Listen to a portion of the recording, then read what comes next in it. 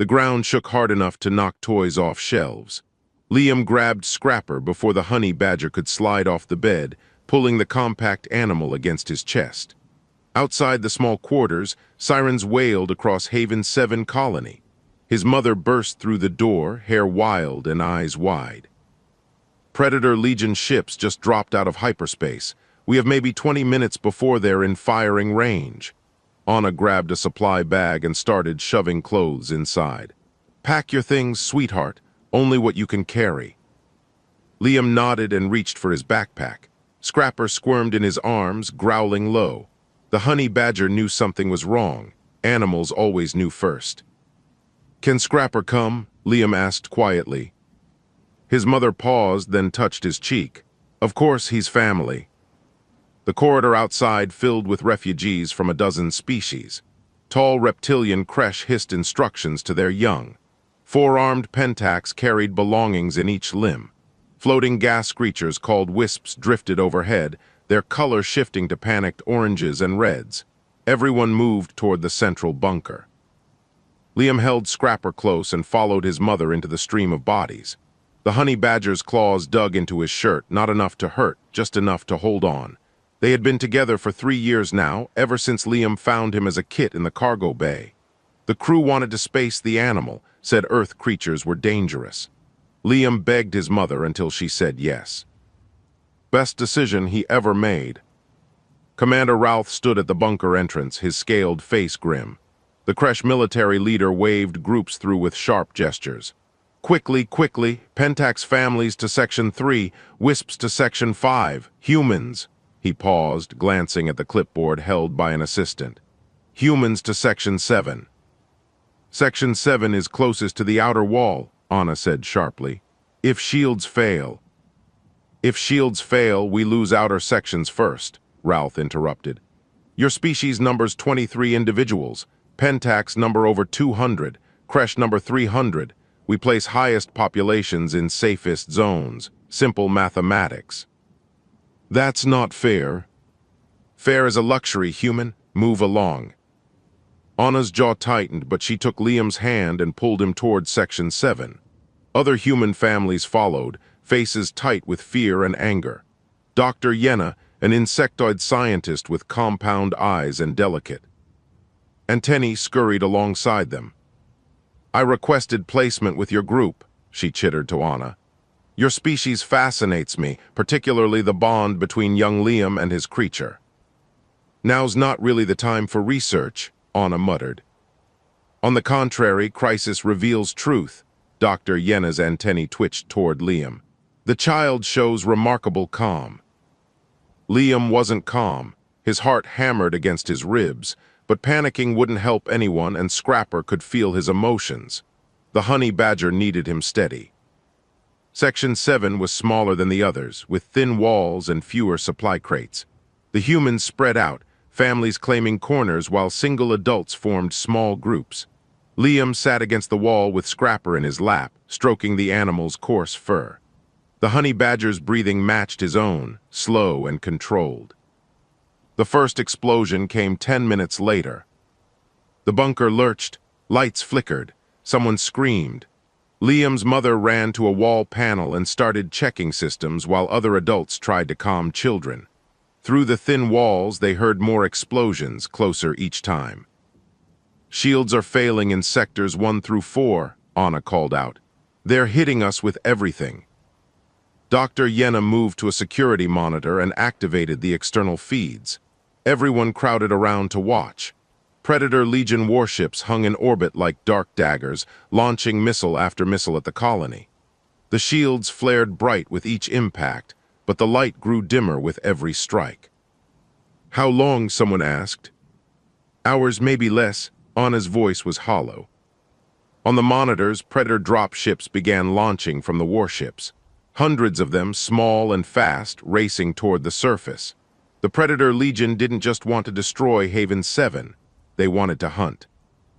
Liam watched the dropships descend and felt Scrapper tense in his arms. The honey badger's eyes locked on the screen, tracking the vessels like prey. No, not like prey, like threats to his family. "They're landing in Sector 2, Dr. Yenna announced. Her voice carried an edge of fear that her scientific curiosity couldn't quite hide. Predator ground forces will breach the outer bunker sections within minutes. Commander Routh's voice crackled over the intercom system. All sections, this is command. We are implementing Emergency Protocol 7. Essential personnel and high-value refugees will evacuate through tunnels to secondary shelter. All others will shelter in place and await relief. Anna slammed her fist against the wall. High-value refugees, translation, everyone but us. We're being abandoned. A man with graying hair stood up, voice shaking. Just like that. Section 7 is designated non-essential. Routh's voice continued, emotionless. Sealing bulkhead doors in 30 seconds. May fortune favor you all. The intercom clicked off. For a moment, nobody moved. Then the reality hit like a physical blow. The heavy bulkhead door at the entrance to Section 7 began sliding shut with a hydraulic hiss. Beyond it, they could hear other refugees rushing toward the evacuation tunnels. Nobody was coming to Section 7. Nobody was going to save them. The door sealed with a final, terrible clang. 23 humans and 1 insectoid scientist trapped in a thin-walled section, while Predator Legion warriors hunted their way through the bunker. Liam looked down at Scrapper. The honey badger looked back up at him with dark, intelligent eyes.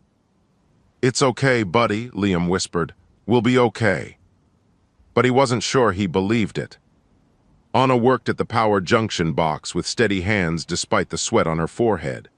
Around her, other humans reinforced the door with anything they could find. Metal shelving, supply crates, even a table wedged against the frame.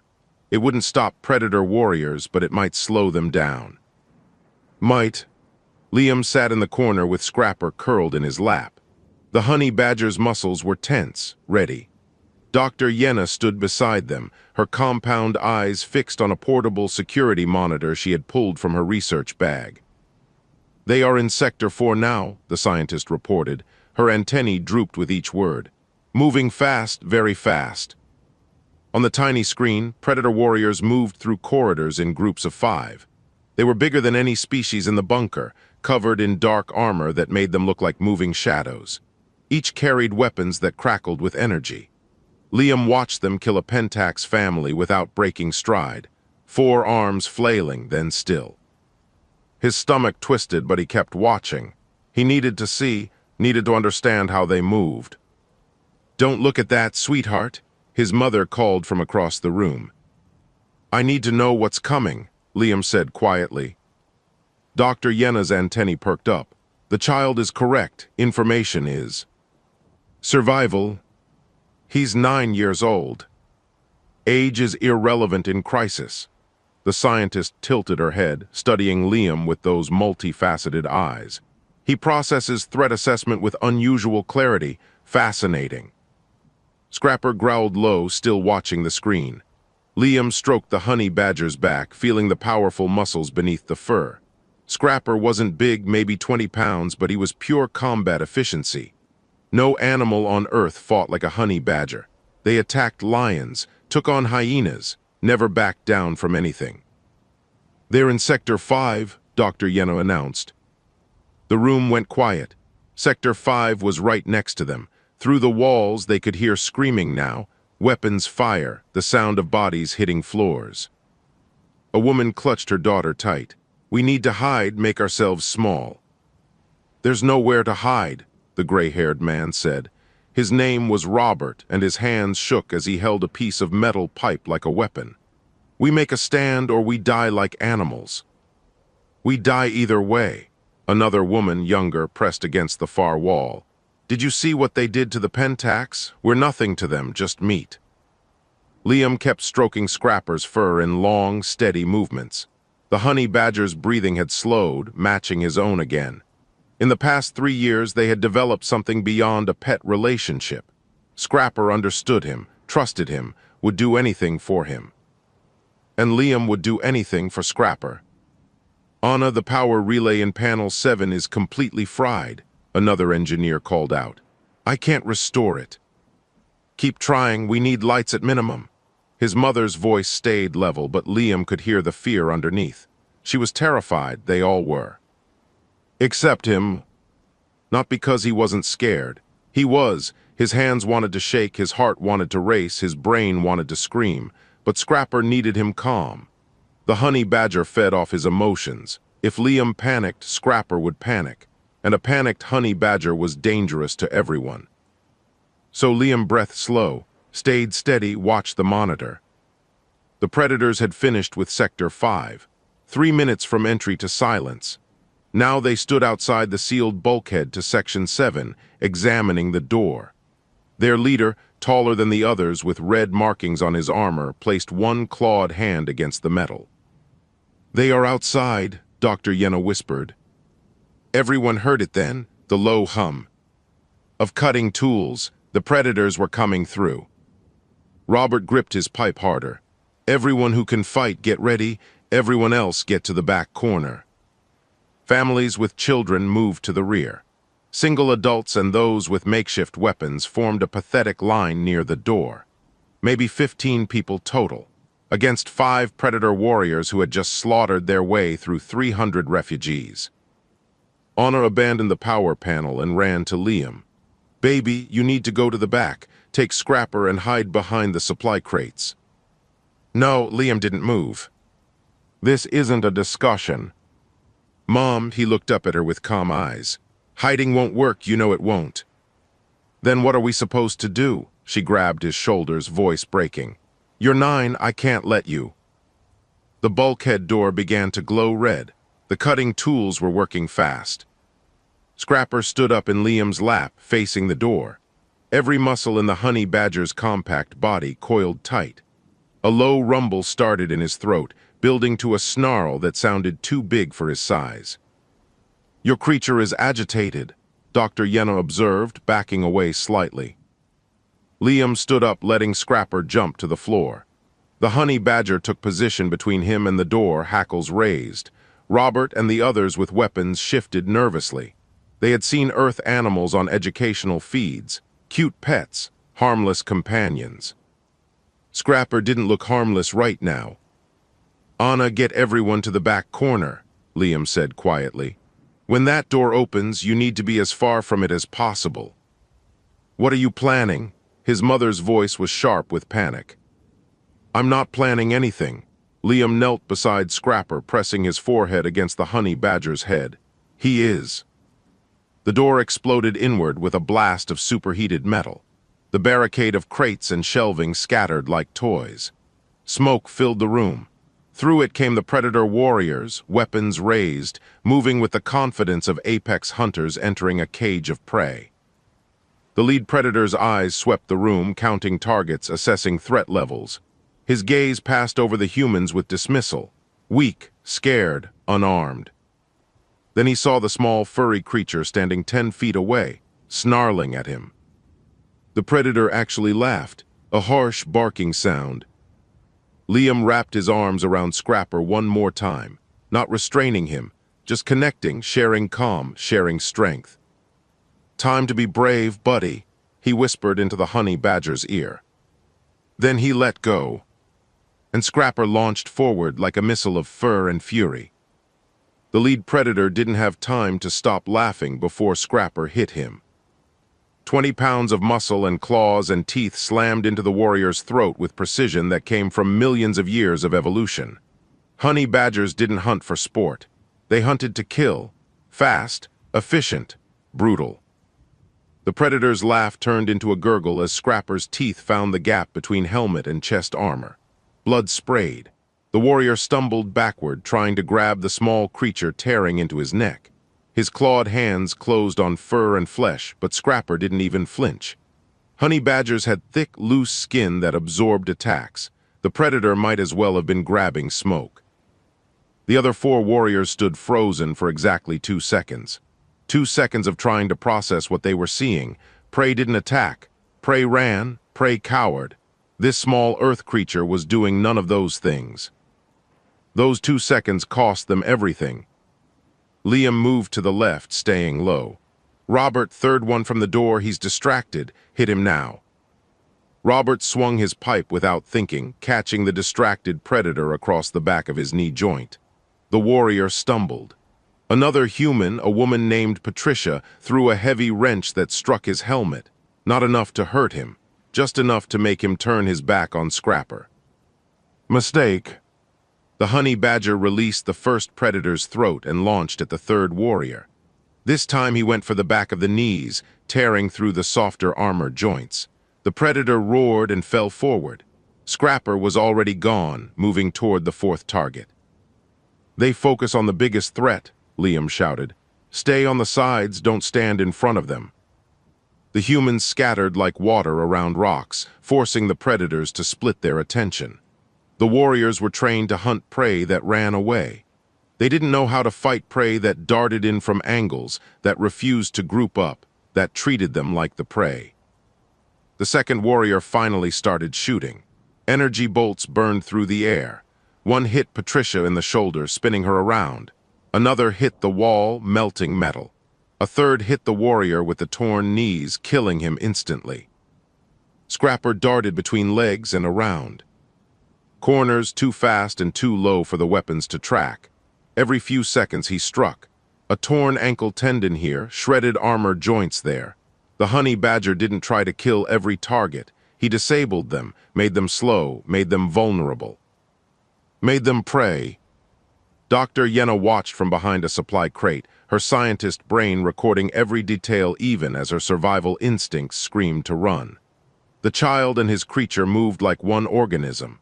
When Liam pointed, Scrapper attacked. When Scrapper engaged, Liam guided the other humans. Perfect synchronization without words or signals, just pure trust. Anna, that warrior on the left is about to throw a grenade, Liam called out calmly. Tell everyone to drop. How do you know? Mom, now. Anna shouted the warning. Humans hit the floor. The grenade sailed over their heads and exploded against the far wall away from everyone. The predator who threw it stared in confusion. How did they know? Scrapper answered by removing the warrior's throwing arm at the elbow. The screaming started then, not from humans, from predators. The fifth warrior, the only one still mostly intact, backed toward the door.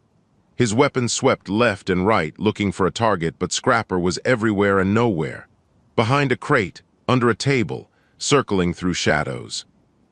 They're retreating, Robert panted, bleeding from a cut on his face, but alive. Impossibly alive. No, Liam's voice was steady. That one's calling for backup, we need to stop him. But the warrior made it through the door before anyone could react. His footsteps echoed down the corridor, running, actually running. The room fell silent except for heavy breathing and the sound of the dying predator warrior on the floor. 3 dead, 1 bleeding out, 1 escaped. Scrapper trotted back to Liam, covered in blood that wasn't his own. The honey badger's eyes were bright and alert, checking his human for injuries. Finding none, he sat at Liam's feet and began grooming the blood from his fur like nothing unusual had happened. Because for a honey badger, nothing unusual had happened. Something threatened his family, he dealt with it, simple. Anna ran to her son and grabbed him, checking every inch for injuries. Are you hurt? Did they hit you? Baby, talk to me. I'm fine, Mom. Liam hugged her back with one arm, his other hand resting on Scrapper's head. We're all fine. We killed predators, Patricia. Sat on the floor, clutching her burned shoulder. Her face was white with shock. We actually killed them. That creature killed them, someone corrected. We just didn't die. Dr. Yenna approached Liam slowly, her antennae quivering. I have studied hundreds of species and their domesticated animals. I have never witnessed a bond like this. How is it possible? Liam shrugged. He's my friend, I trust him, he trusts me. But the synchronization, the tactical awareness. He can feel what I feel, I can read what he needs. We've been together for 3 years. Liam looked down at Scrapper, who looked back up at him with calm, dark eyes. We're family. Robert laughed, a sound bordering on hysteria. A 9-year-old kid and a 20-pound furball just took down 4 predator warriors. The council said humans were weak, said Earth creatures were harmless. The council doesn't understand us, Anna said quietly. She held her son tight, finally understanding what Dr. Yenna had been trying to explain. Humans didn't just own animals, they partnered with them, bonded with them, became stronger together than either could be alone. Through the broken doorway, they could hear commotion in the outer corridor. Shouts, movement. The escaped warrior had definitely called for help. "They'll come back with more," someone said. "A whole squad, maybe more." Liam looked at the doorway, then at the frightened humans around him. Patricia was injured. Robert was exhausted. Everyone was terrified, but they were alive. They had fought predator warriors and survived. Because they stopped acting like prey. "Let them come," Liam said quietly. Scrapper stood at his feet, blood still matting his fur, looking like some ancient earth god of war shrunk down to pocket size. "They still don't understand what we are." Outside, the sounds of approaching warriors grew louder. Heavy footsteps, weapons charging, orders barked in harsh predator language. Dr. Yenna activated her security monitor and her antennae went rigid. 15 warriors approaching. No, 20. They are coming in force. The humans looked at each other with fear. 20 warriors. 4 had nearly killed them all. 20 was impossible. But Liam knelt beside Scrapper and whispered something only the honey badger could hear. Scrapper's tail started moving back and forth, not wagging like a dog, swishing like a cat about to pounce. Anna grabbed her son's shoulder. "Liam, we need to run. Find another way out." "There is no other way out, Mom, you know that." He stood up and faced the door.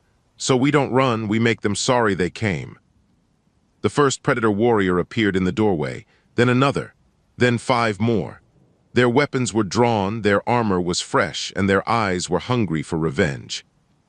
High Predator Voss watched the security footage for the 5th time. On the screen, a small human child stood next to an even smaller Earth creature while both stared down his warriors. Not with fear, with defiance. "Impossible." He paused the feed and zoomed in on the child's face. 9 standard years, according to the intelligence report. Barely past infancy for most species. Should be cowering behind adults, begging for mercy. Instead, the child was the comm center, while adult humans panicked around him. "Play it again," Voss commanded. His second-in-command, a scarred veteran named Tresh, tapped the controls. The footage jumped back to the moment of breach. 5 warriors entering a sealed section. Easy prey, standard protocol. Then that creature launched itself like a missile. Voss had hunted across 40 systems. He had killed prey from 100 species. He understood fear. Fear was predictable. Fear made creatures run or freeze or beg. Fear was the foundation of successful hunting. That Earth creature had no fear. "What is it?" Voss asked. Intelligence identifies it as a honey badger.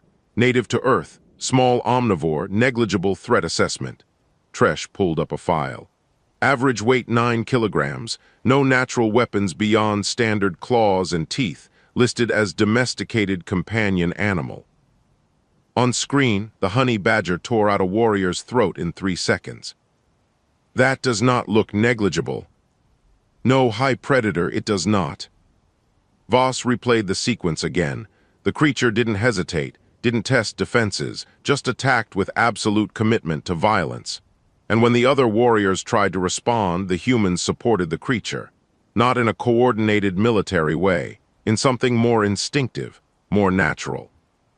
"Like a pack." "The child," Voss said. "He directed them, told them where to strike, when to move. How did a 9-year-old know our tactics?" "Unknown. Human psychological profiles suggest they should be traumatized and paralyzed by combat at that age." "Then the profiles are wrong." Voss turned off the screen. "Assemble. Full assault team. 30 warriors, heavy weapons. I want that section cleared and every human inside dead, especially the child." Tresh hesitated. "High Predator, our forces are spread across the bunker, pulling 30 warriors." "Do it." 20 minutes later, Voss led his assault team through the outer corridors. They passed through sectors already cleared. Dead Kresh, dead Pentax, dead Wisps. All had died the way prey should die, quickly, quietly. But ahead in Section 7, something had changed. The warriors who first engaged the humans had reported impossible resistance. A demon creature, a child who fought like a veteran, nonsense, fear talking. Then 3 warriors died and 1 retreated. Then a second squad engaged, 10 warriors against 23 humans. 4 more warriors died before the squad retreated. Now the human section sat quiet, waiting. Voss could feel it like a pressure in the air. Prey didn't wait. Prey didn't make predators come to them. Unless they weren't prey anymore. His team reached the blown-out doorway to Section 7. Voss held up one clawed hand, stopping them. He peered inside carefully. The room was a mess, blood on the walls, broken equipment, scorch marks from weapons fire, and in the center, sitting on a supply crate, was the child. The honey badger sat at his feet. Both watched the doorway with steady eyes. "Surrender and you will die quickly," Voss called out in standard galactic. All species learned it, even humans. "You should leave," the child responded. His voice was calm, young but clear. "You already lost enough warriors." "I lost warriors to luck and surprise. That ends now." "It wasn't luck," the child tilted his head. "You treat us like prey, but we're not prey, we never were." Voss laughed. "You are small, weak, your weapons are primitive, what else would you be?" "Family." The word made no sense. Voss gestured to his warriors. They spread out, weapons charged, covering every angle, 30 against the child and his creature, overwhelming force. The child didn't move, just reached down and placed one hand on the honey badger's head. The creature leaned into the touch and something passed between them, not words, something deeper. Then the lights went out. Voss activated his helmet's night vision instantly. His warriors did the same. Green-tinted vision showed the room clearly. The child was gone. The creature was gone, somehow in the half-second of darkness. They had moved. "Spread out, find them."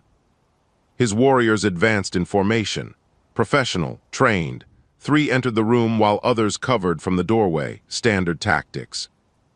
The honey badger dropped from the ceiling onto the middle warrior's back. Voss didn't even know Earth creatures could climb that well. The warrior spun, trying to throw the animal off, but those claws dug through armor gaps and held tight. The honey badger's teeth found the base of the warrior's skull. One bite, precise, fatal. The other 2 warriors fired, but the creature was already moving. It used the falling body as a springboard, launching toward the left warrior. Voss saw his soldier try to track the small target, saw the weapon swing, saw the shot miss by inches. The honey badger didn't miss.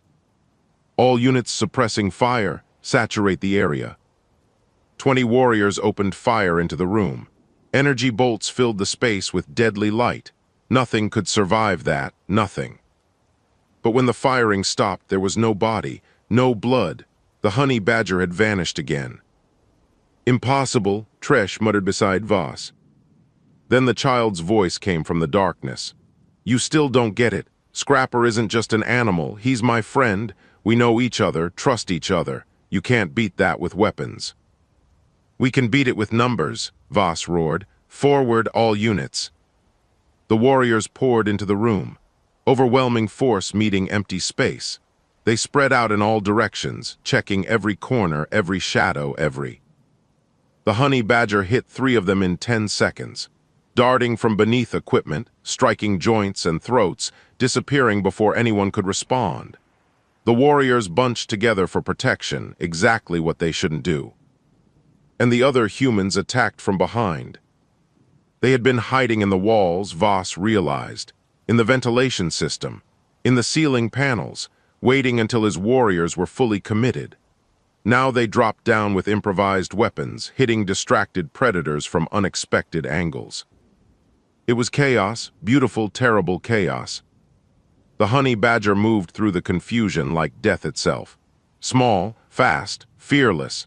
Every few seconds another warrior fell. The humans didn't try to kill, they disabled, distracted, created openings for the creature to exploit.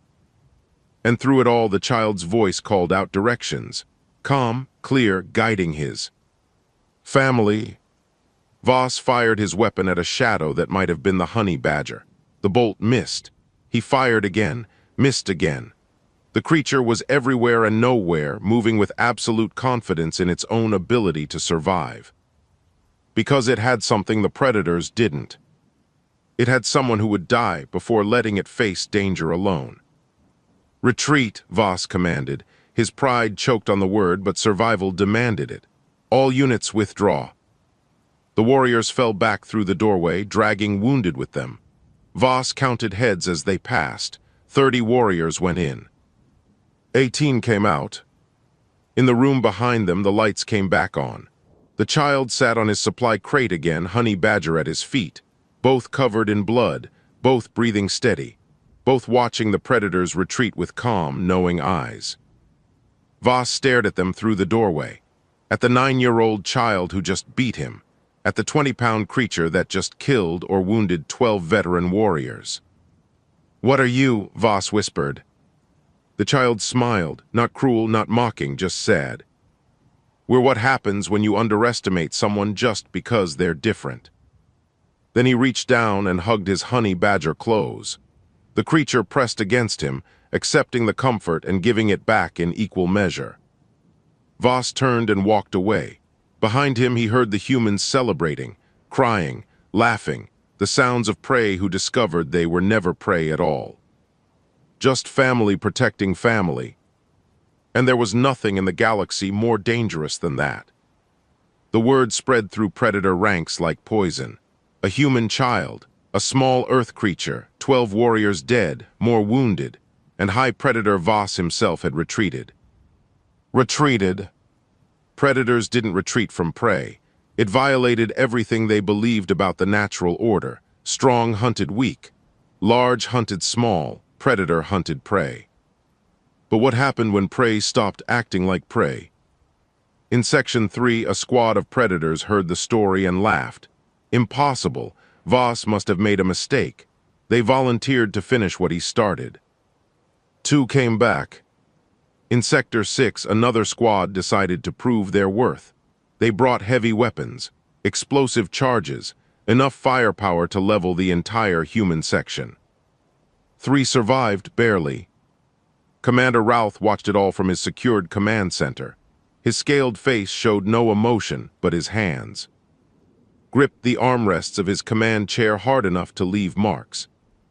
"The humans have repelled 4 assault teams," his tactical officer reported. "Predator forces are hesitant to engage further." Hesitant? Routh stood up. "Predators don't hesitate." "They do now, Commander." On the main screen, security footage showed Section 7. The humans had fortified their position with bodies and equipment. Patricia, the woman with the burned shoulder, stood watch at the entrance. Robert patrolled with his pipe, still covered in predator blood. Others tended wounds or rationed supplies. And in the center, the child sat with his creature, both rested but alert, ready. "Bring up thermal scans of that section," Routh commanded. The tactical officer complied. The scan showed 23 human heat signatures clustered in defensive positions, and 1 smaller signature pressed against the child. "That creature's core temperature is elevated," Dr. Yenna's voice came through the comm. She had been transmitting observations to command throughout the battle, indicating sustained combat readiness. Despite multiple engagements, it shows no signs of exhaustion. "How is that possible?" Routh studied the scans. "It's tiny." Honey badgers have extraordinary metabolic efficiency and something else. Dr. Yenna's image appeared on a side screen, her antennae quivering with excitement. The child and creature are in perfect synchronization. Their heart rates match. Their breathing cycles align. When one prepares to act, the other already knows. This level of bonding should be impossible between species. Yet it exists. Yes, and it terrifies the predators. Routh pulled up casualty reports. 23 predator warriors dead, 15 wounded, against 23 humans armed with improvised weapons and 1 9-year-old child with his pet. "No, not a pet, a partner." "Open a channel to Section 7, Routh ordered. His communications officer worked quickly. After a moment, the child's voice came through, calm, young, unafraid. "Commander Ralph, I hope you're planning to let us out of here soon." Ralph felt shame burn through him. He had sealed these humans in to die, had written them off as expendable, and they had done what his trained soldiers couldn't. They had stopped the Predator advance cold. "You have my apologies, young human. I made calculations I now regret." "Apologies don't help much, while we're still locked in here with angry predators outside." "Fair point. I am reopening Section 7 bulkhead. My soldiers will escort you to the secure command center." Ralph paused. "Your tactics were impressive. I would like to understand them." "We didn't use tactics, we just didn't give up." The child's voice was matter-of-fact. "Scrapper doesn't know how to give up, so neither do I." The comm clicked off. On screen, Ralph watched the bulkhead door begin to open. His soldiers, weapons ready, advanced cautiously into Section 7. The humans didn't resist. They simply gathered their belongings and prepared to evacuate. But the predators weren't done. Alarms screamed across the command center, multiple contacts converging on Section 7. Fast. "High Predator Voss is leading a direct assault," the tactical officer shouted. 50 warriors, he's going straight for the humans." Ralph's blood went cold. "Get our soldiers out of there now." But it was too late. Voss and his warriors poured into the corridor outside Section 7 like a dark tide. His forces had been embarrassed, humiliated. Fear was spreading through his ranks. He needed to prove that predators were still apex hunters, even if it meant killing a child to do it. Ralph watched helplessly as Voss's force surrounded Section 7. His own soldiers were trapped inside with the humans, outnumbered 5-1. The predators had every advantage: numbers, weapons, position. Everything except understanding what they were really facing. Inside Section 7, Liam heard the alarms and saw his mother's face go pale. Anna grabbed him, pulled him close. "Stay behind me, whatever happens." "Mom," Liam gently removed her hands. "It's okay." "It's not okay. There are 50 of them."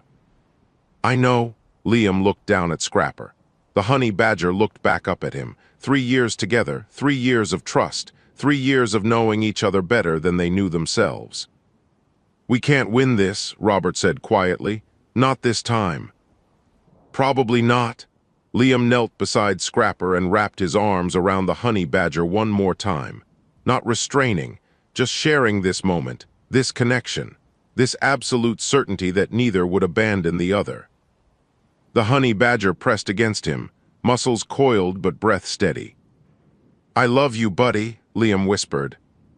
Scrapper made a soft sound, almost a purr, a sound he only made for Liam. Sound that meant, "I know, me too." Then Liam stood up and faced the corridor where Voss's warriors were gathering. Commander Ralph's soldiers formed a protective line in front of the humans, weapons raised. Good soldiers, brave soldiers. But not enough. Voss stepped into view, towering over everyone. His armor was pristine. His weapons were charged. His eyes were fixed on Liam with absolute focus. "You have killed enough of my warriors, human child. This ends now." "You're right," Liam agreed. "It does end, just not how you think." Voss raised his weapon, aiming directly at Liam's chest. "Any last words?" Liam smiled, not scared, not hateful, just sad for Voss. Sad that the High Predator still didn't understand. "Just one," Liam placed his hand on Scrapper's head. "Family." And Scrapper proved it. The honey badger moved faster than Voss could track, not toward the High Predator, toward his soldiers. While every weapon was aimed at Liam, Scrapper hit the Predator line from the side. Chaos erupted instantly. Warriors spun to track the small target. Weapons fired. Soldiers shouted. And Commander Ralph's soldiers attacked in the confusion. Liam didn't hide behind adults. He moved into the battle, calling out positions, directing humans and Kresh soldiers alike. His voice cut through the chaos with absolute clarity. "Left flank is weak. 3 warriors distracted. Patricia, hit them now. Robert, warrior at your 6 o'clock, dropping his guard." The humans and Kresh soldiers moved as one force. Not because they trained together, because they all followed the 9-year-old child who understood something the predators never would. Fighting wasn't about being the biggest or strongest or most heavily armed. Fighting was about protecting what mattered, and when you fought for family, you didn't know how to give up. Scrapper tore through predator ranks with mechanical efficiency. Strike, disable, move, strike again, never stopping, never slowing. The honey badger's eyes were bright with purpose. These warriors threatened Liam, therefore these warriors had to fall. Voss fired shot after shot, trying to hit the small creature. Every bolt missed. The honey badger moved like water, flowing around attacks, finding gaps, exploiting weaknesses. And Liam guided every movement without saying a word, just knowing where Scrapper was, where he needed to be, what he needed to do. Perfect trust. Voss's warriors fell. One by one, not because they were weak, not because they weren't trained, but because they were hunting prey that refused to be prey. The High Predator watched his carefully planned assault crumble into chaos. 50 warriors against 23 humans, 1 child, and 1 small Earth creature. The mathematics said he should win. The reality was very different. His soldiers stumbled over each other, trying to track targets that moved with coordination born from trust rather than training. The honey badger hit from impossible angles. The humans supported every attack with perfect timing.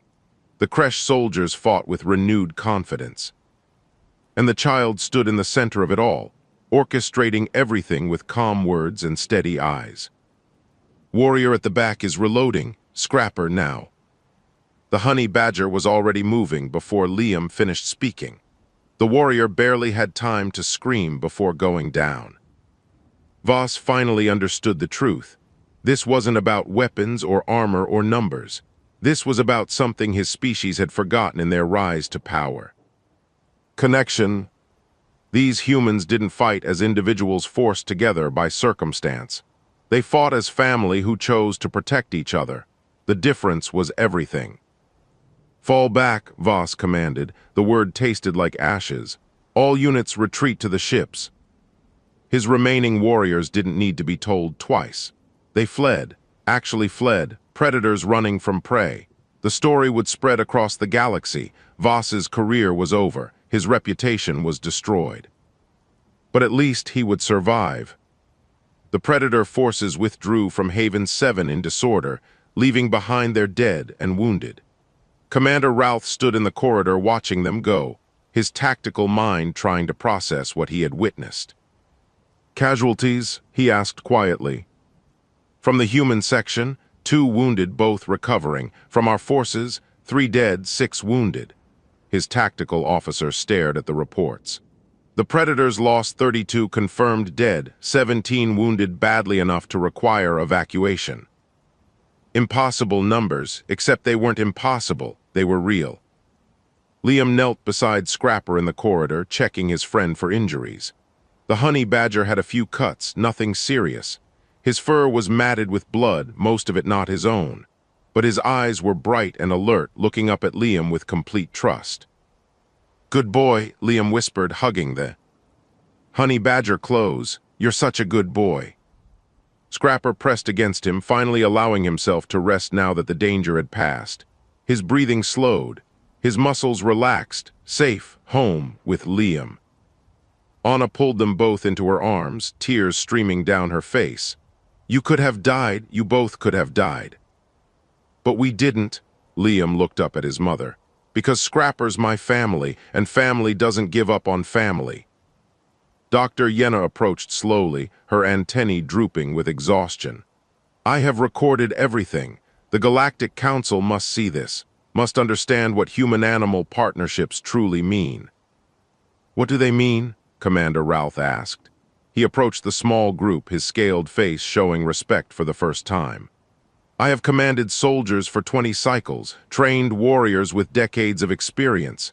Yet you, a child with a pet, accomplished what they could not. Scrapper's not a pet. Liam's voice was firm. He's my friend, my partner. We're stronger together than either of us could ever be alone. Routh looked at the honey badger, seeing it clearly for the first time. Not a cute companion, not a harmless animal, but a warrior who fought with absolute commitment because someone he loved needed him to fight. How many other humans have these partnerships? Billions. Anna stood up, still holding her son close. Dogs, cats, horses, birds, reptiles, we bond with hundreds of species, not as masters and servants, as family. The implications hit Ralph like a physical blow. Humans weren't just another species joining the galactic community. They were a species that multiplied their strength through bonds with other creatures. Every human potentially partnered with an animal trained not through fear but through love. The Council needs to know this, he said quietly. Immediately. 3 weeks later, the Galactic Council convened an emergency session. Representatives from 200 species gathered to watch Dr. Yenna's presentation. The footage showed everything. Liam and Scrapper facing down predator warriors, the perfect synchronization, the absolute trust, the undeniable results. When the presentation ended, the chamber sat in silence. Finally, the council speaker, an ancient being of crystallized thought, addressed the assembly. The Predator legions have withdrawn from 14 contested systems. Their forces report that human-animal teams have been deployed to defensive positions across the frontier. Morale among Predator troops has collapsed. Murmurs spread through the chamber. 14 systems, entire fleets retreating, because word had spread about a 9-year-old child and his honey badger who refused to be prey. Furthermore, the speaker continued, human volunteers have requested permission to form special defense units. Each human paired with an Earth creature. They call themselves Guardian Teams. The murmurs grew louder. Some species expressed fear, others hope. A few, like the Kresh, expressed interest in learning from human tactics. The Council must vote, the speaker declared. Do we accept human-animal Guardian Teams into our defense forces? The vote was unanimous. Back on Haven 7, Liam sat in the rebuilt common area with Scrapper curled in his lap. Around them, refugee children from a dozen species played together. A young Kresh asked if she could pet the honey badger. Liam showed her how gentle touches, respect for boundaries. He's not scary, the Kresh child said, surprised. He's only scary to people who threaten his family, Liam explained. To friends, he's just Scrapper. The honey badger tolerated the attention with patient dignity. He had become famous across the colony, the demon creature who stopped the Predator Legion. But to Liam, he was just his best friend, the companion who had been with him through everything. Patricia approached with Robert. Both had recovered from their injuries. Liam, the council approved our Guardian Team application. We ship out next week for training. That's great, Liam smiled. I'm happy for you. We wanted to ask, Patricia hesitated. Would you consider joining? They're making exceptions for qualified candidates regardless of age. You and Scrapper could. No thanks, Liam stroked Scrapper's fur. We did what we needed to do, but we're not soldiers. We're just a kid and his honey badger. Robert nodded, understanding. Fair enough, but if you ever change your mind, the galaxy could use more teams like you too. After they left, Anna sat down beside her son. You sure about that? You're being offered a chance to be a hero. I don't want to be a hero, Mom. I just want to be with Scrapper. Liam looked down at the honey badger who looked back up at him with those calm, knowing eyes. We're family, that's enough. Anna hugged them both. Yes, yes it is. Across the galaxy, the Predator legions learned a hard truth. Humanity had entered the galactic stage, and they brought their oldest allies with them, dogs who would die protecting their humans, cats who fought with unmatched ferocity when their families were threatened, horses who carried their riders through any danger, birds who scouted from above with keen eyes, and honey badgers who knew no fear when protecting the children they loved. The Predators had built their empire on the assumption that fear controlled all species. That prey would always be prey. That strength came from size and weapons and ruthlessness. They never considered that strength might come from a 9-year-old boy hugging a 20-pound honey badger and whispering, "Time to be brave, buddy." But they understood now.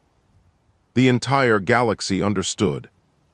A single hug had changed the battlefield, not through violence or technology or tactics, but through something simpler and more powerful than any weapon.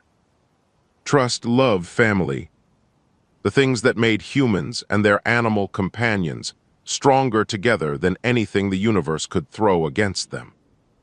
Liam sat in the afternoon sun with Scrapper sleeping in his lap, surrounded by children who had learned that courage came in all sizes. Commander Routh had offered official commendations. Dr. Yenna had published her research to galactic acclaim. The Council had opened recruitment for Guardian teams across human space. But none of that mattered as much as this moment. Boy and Honey Badger, friend and friend, family and family. Safe together home, and ready for whatever came next.